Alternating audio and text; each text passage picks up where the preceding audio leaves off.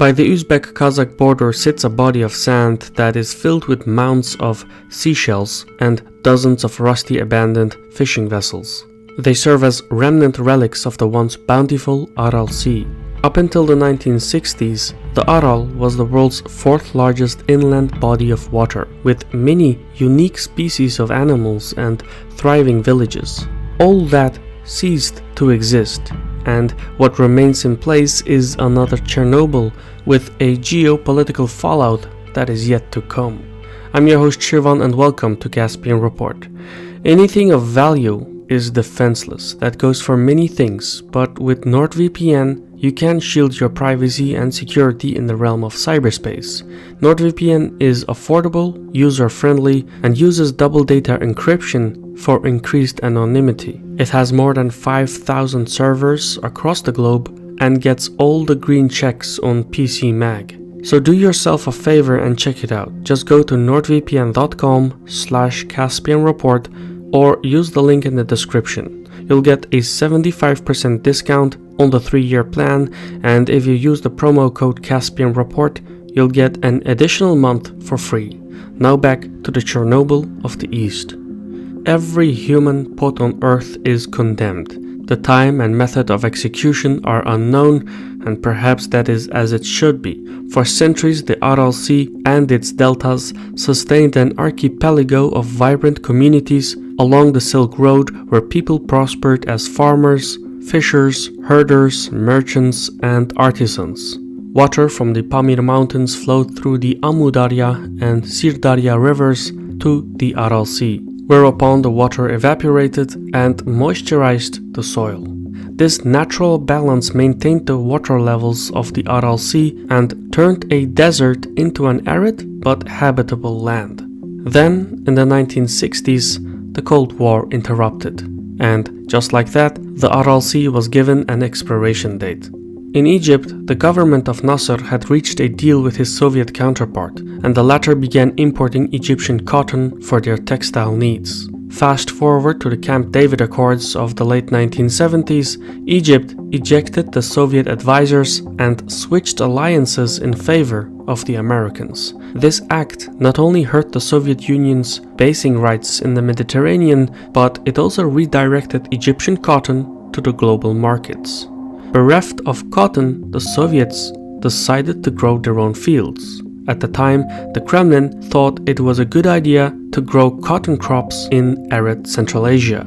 So they constructed a vast network of canals to achieve that goal. It was one of the world's most ambitious engineering projects.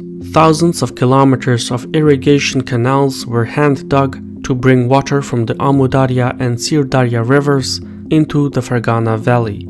What's most surprising is that the plan actually worked, and soon enough, cotton from Uzbekistan replaced the Egyptian supplies. But there is a dark side to this story. The cotton plantations consumed more water than the rivers could sustain, and the Aral Basin, where all the regional rivers drained, began to dry up.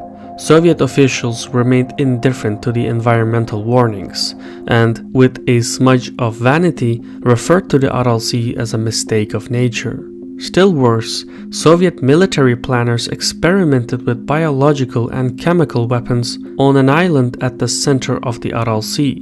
Smallpox, anthrax, brucellosis, tularemia, and even the bubonic plague were made into weapons and stored at the island. The bountiful Aral Sea became a testing site for the most carcinogenic bioweapons. Most of the Soviet leadership who made these decisions are not around to witness the fruits of their labor. Yet by taming the rivers and adjusting the natural landscape, the Soviet Union created an environmental disaster that is on par with Chernobyl. As water was diverted for cotton production, the Aral steadily shrunk in size. By 1987, the water level had dropped so drastically that it split the sea in two bodies, a northern sea which lies in Kazakhstan and a larger southern sea lying within Uzbekistan. After the dissolution of the Soviet Union, the southern sea shrunk even further, so much so that it split again into separate eastern and western seas. Today, the Aral retains only 1/3 of its original volume. However, as the lake steadily dried up, the seabed, with all its deadly chemicals, became exposed to the local dust storms. Soon enough, toxic whirlwinds emerged, carrying the chemicals and salt from the Aral seabed as far as 800 kilometers away. For comparison, the radius of the contaminated territory is equal to the landmass of France. The toxic dust storms that roamed the vicinity were laced with pesticides and intense sodium chloride, and they embedded themselves into the nearby soil, quickly becoming part of the food chain. This affected the health of the nearby communities. Respiratory diseases, birth defects, infant mortality, all kinds of cancers, and immunological disorders surged, while tuberculosis mutated and became multi-drug resistant. It was the stuff of nightmares. Today, water and land pollution remain record high. For instance, in Kazakhstan, cancer is the third leading cause of premature death, with more than 30,000 people being diagnosed with cancer annually. The fact that the Aral Sea is situated in a region that is not part of the global economic community has rendered it out of sight, out of mind. Still, the death of the Aral Sea was not only an ecological disaster, but about 1,000 kilometers to the east, it also carried economic complications.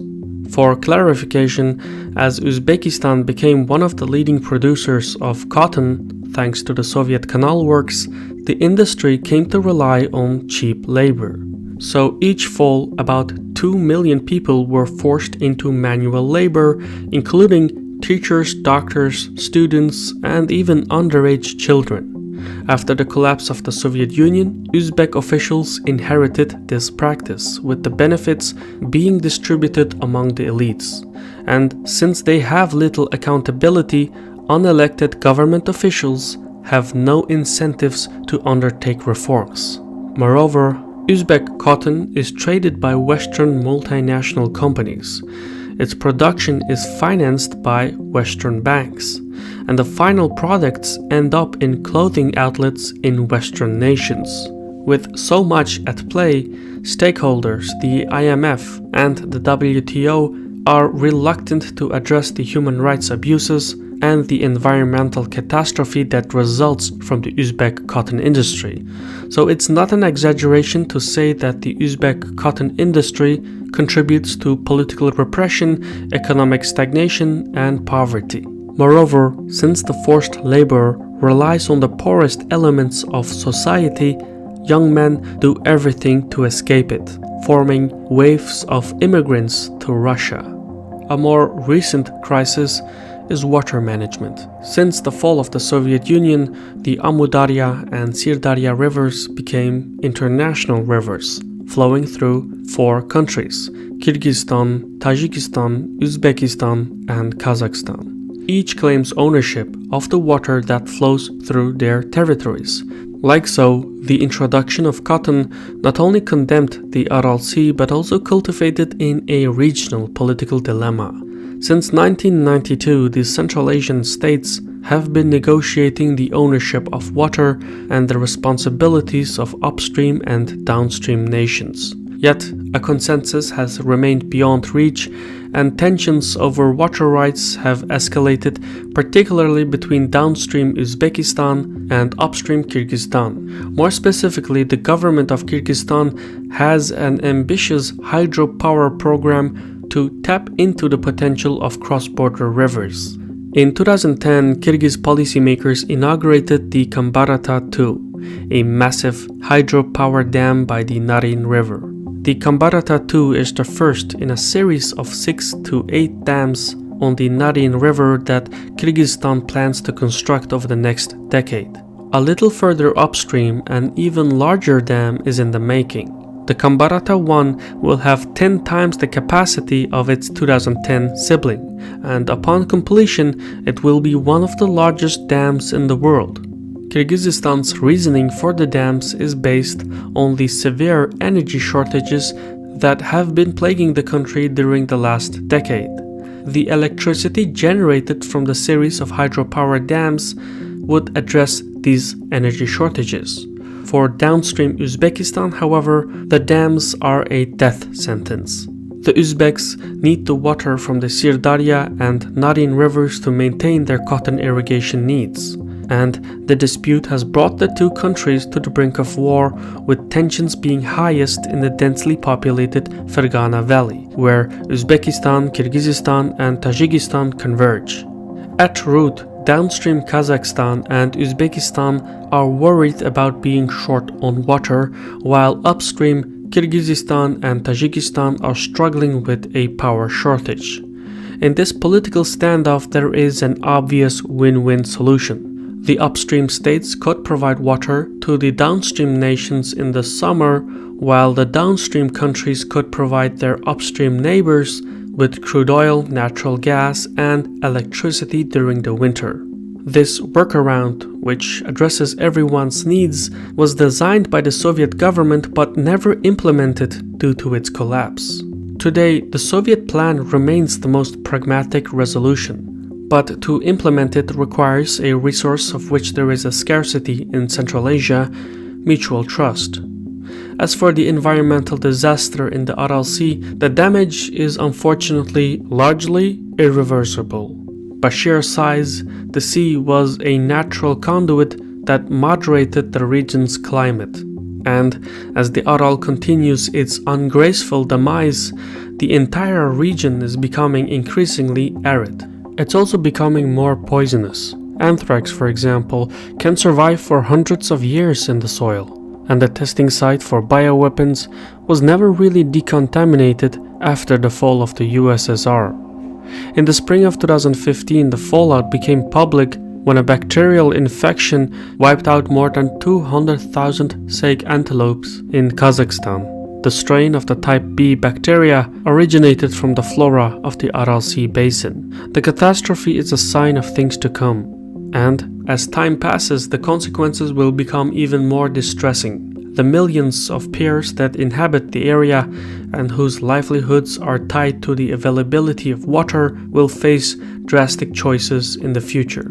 Much like in Chernobyl, the Soviet leadership failed to anticipate the far-reaching consequences of its actions, and as reckless policymaking sealed the fate of the Aral Sea, it now stands as a testament to human apathy. I've been your host, Shirvan from Caspian Report. Special thanks to Tom Henderson for helping me with this report, and our Patreon community for giving us the resources to produce content like this. In any case, until we meet next time, Sakol.